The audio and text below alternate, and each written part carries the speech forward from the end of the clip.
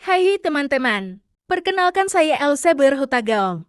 Universitas Negeri Medan, dengan mata kuliah Microtrading. Pada video kali ini, aku akan kasih lihat sama kalian video mengajar tentang Indonesia masa Orde Baru. Bagaimana kelanjutannya, mari kita saksikan. Dimulai dari Islam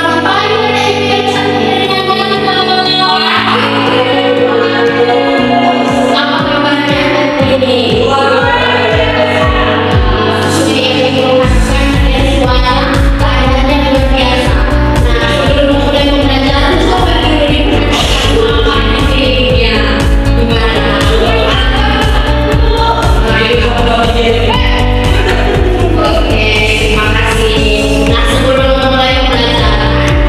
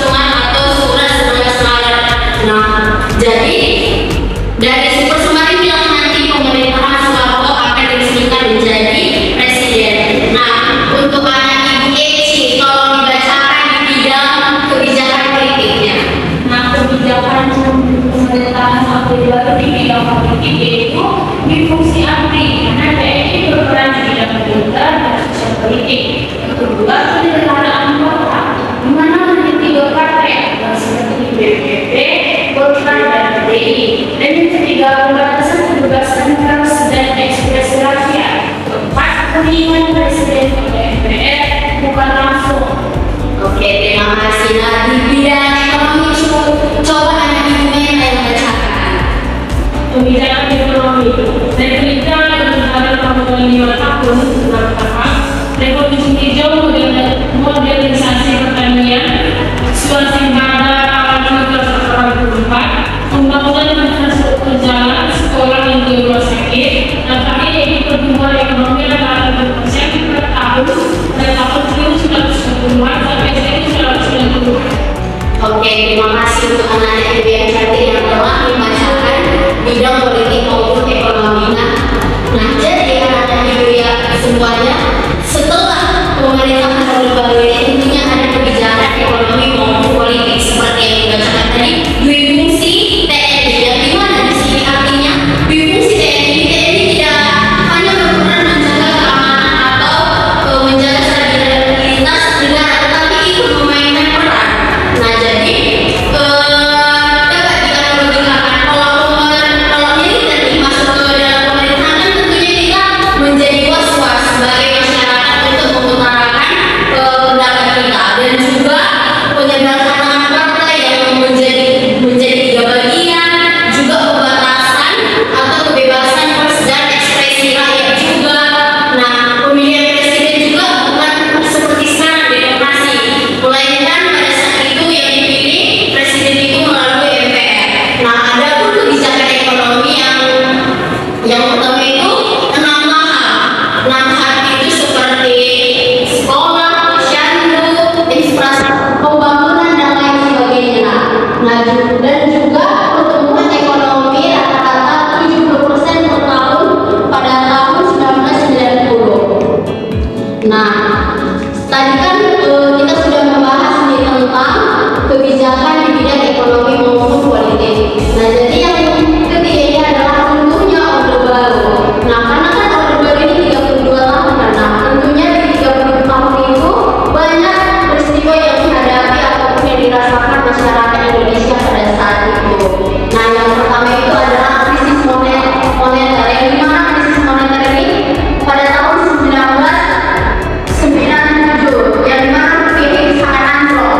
Dan yang karena rupiah ini sangat anjlok, banyak masyarakat Indonesia pada saat itu kelaparan dan juga memicu kemarahan mahasiswa pada saat itu, sehingga mahasiswa pada saat itu melakukan demonstrasi besar-besaran agar Soeharto itu diturunkan karena melihat kondisi Indonesia yang semakin memburuk pada saat itu, dan juga desakan MPR. Nah, jadi awal mulanya nih Soeharto itu diturunkan karena meninggalnya 4 mahasiswa yang melakukan demonstrasi pada saat itu. Itulah yang memicu kemarahan mahasiswa di seluruh Indonesia pada saat itu. Nah, setelah meninggalnya 4 mahasiswa ini, karena kan sudah memicu kan nih kemarahan mahasiswa itu, jadi di Indonesia pada saat itu mahasiswa melakukan demonstrasi di seluruh Indonesia. Nah, melihat kondisi itu yang tidak semakin semakin memburuk, jadi dengan cepat Soeharto pun dimundurkan dan ditayangkan di TVRI pada saat itu. Oke. Nah, jadi ini ibu akan menayangkan, coba di-scan videonya. Sudah di-scan? Oke, terima kasih. Nah, jadi video ini berisi tentang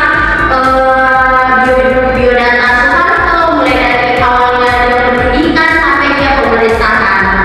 Nah, jadi ada pun tugas yang ibu buat, yaitu kita menjadi 3 kelompok ya, punya guru 3 kelompok. Nah, jadi yang dimana 2 kelompok itu menjadi pro akan Orde Baru dan yang 1 kelompok itu kontra akan Orde Baru. Oke. Nah, ini tugasnya dikerjakan dan minggu depan kita diskusikan bersama-sama ya. Oke, Bu. Nah, jadi apa kesimpulan yang kita dapat dari pemerintahan Orde Baru ini? Coba lihat ke sana.